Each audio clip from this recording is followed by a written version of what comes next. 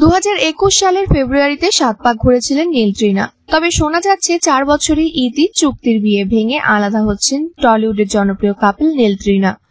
জল্পনা এমনটাই, কানাঘুষো এই কথা শোনা যাচ্ছে অনেকদিন ধরে। এবার তাতে শিলমোহর পড়ার পথে। 4 বছরের বিয়ে ভেঙে এবার আলাদা হওয়ার পথে নীল ভট্টাচার্য ও তৃণা সাহা।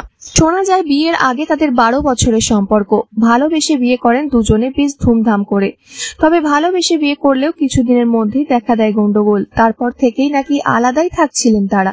তবে আর 5টা জুটির থেকে নীল তৃণার বিয়েটা ছিল একটু আলাদা। সংবাদ মাধ্যম সূত্রের খবর, নীল এবং তৃণার বিয়েটা নাকি চুক্তির বিয়ে।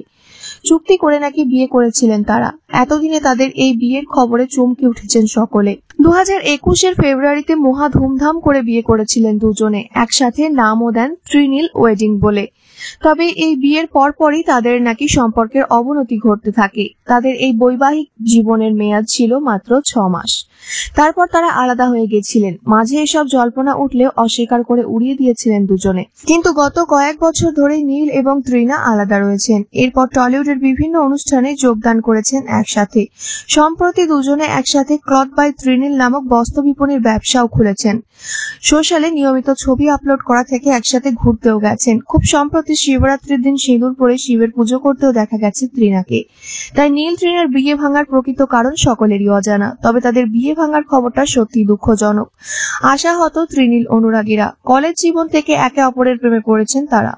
বিয়ে নিয়ে 15 বছরের সম্পর্কে তারা, কিন্তু বিয়ের মেয়াদ নাকি ছিল 6 মাস। অন্যদিকে এও শোনা যাচ্ছে তৃণা নাকি টলিউডের এক পরিচালকের প্রেমে পড়েছেন।